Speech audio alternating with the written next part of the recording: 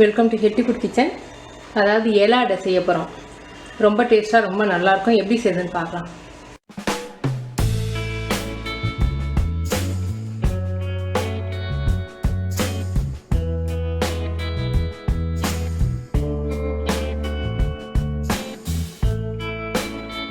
அரை ஸ்பூன் நெய் விட்டுருக்கேன்.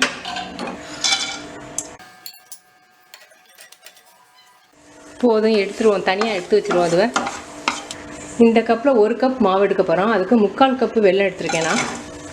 இதை கரைச்சிக்கிட்டுருவோம். 1 கப் மாவுக்கு தண்ணி 1/4 கப் எடுத்துருக்கேன். நல்லா கரையட்டும். வெல்லம் நல்லா கரைஞ்சிருச்சு. கரைஞ்சா போதும்.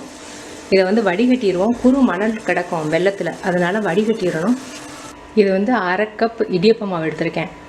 இடியப்ப மாவு, அரிசி மாவு எது வேணாலும் நீங்கள் எடுத்துக்கலாம். அரிசி மாவு எடுத்திங்கன்னா அது வறுத்த அரிசி மாவாக இருக்கணும். இந்த கப்பில் தான் நம்ம தண்ணி மெஷர்மெண்ட் எடுத்தோம். அதனால் உங்களுக்கு தண்ணி மெஷர்மெண்ட்டுக்காக உங்களுக்கு மாவோடைய அளவு காமிக்கணுங்கிறதுக்காக எடுக்கிறேன். அரிசி மாவு அல்லது இடியப்ப மாவு 1/2 கப்பு. புட்டு மாவு நான் கோதுமை புட்டு மாவு எடுத்திருக்கேன். புட்டு மாவு 1/2 கப்பு. இது கோதுமை புட்டு கொஞ்சம் கூடுதலாக கொஞ்சம் குறைன்னு இருக்குது. அரிசி மாவு புட்டு கொஞ்சம் இதை விட கொஞ்சம் கம்மியாக குறைன்னு இருக்கும். ரெண்டும் சேர்த்து இப்போ 1 கப் எடுத்துருக்கோம். இப்போ நம்ம வடிகட்டி வச்சுருக்க வெள்ளைப்பாகு. இப்போ இதில் ருசிக்காக 1 பிஞ்சு மட்டும் உப்பு, ஏலக்காய் ஒரு 1/4 டீஸ்பூன் அளவுக்கு. இப்போ நம்ம எடுத்து வச்சுருக்க மாவு அடுப்பை குறைச்சி வச்சுக்கோங்க. வறுக்காத மாவாக இருந்தால் நம்ம இப்படி கிண்டும் போது கட்டிப்படும்.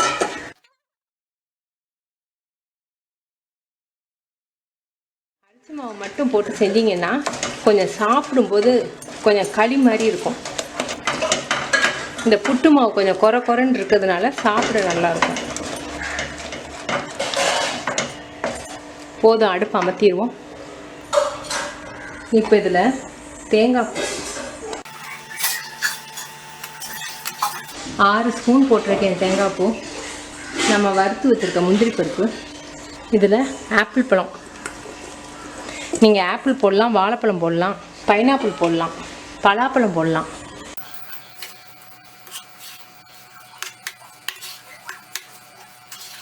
இந்த தேங்காய் பூ, ஆப்பிள் எல்லாம் நம்ம ஸ்டீமில் வைக்கும்போது நல்லா வெந்து ரொம்ப டேஸ்ட்டாக ரொம்ப நல்லாயிருக்கும். வாழை இலையை அடுப்பில் வாட்டி எடுத்துக்கணும். வாட்டி எடுத்தால் தான் உங்களுக்கு மடக்கிறதுக்கு வசதியாக இருக்கும். இல்லாட்டி நீங்கள் மடக்கும் போதே பிஞ்சு போயிடும்.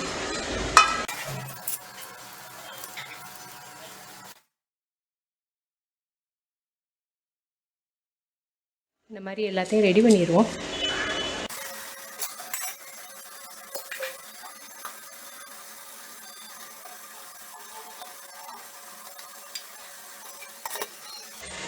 அஞ்சு நிமிஷத்தில் வெந்துடும். 5 நிமிஷம் எடுத்துடலாம்.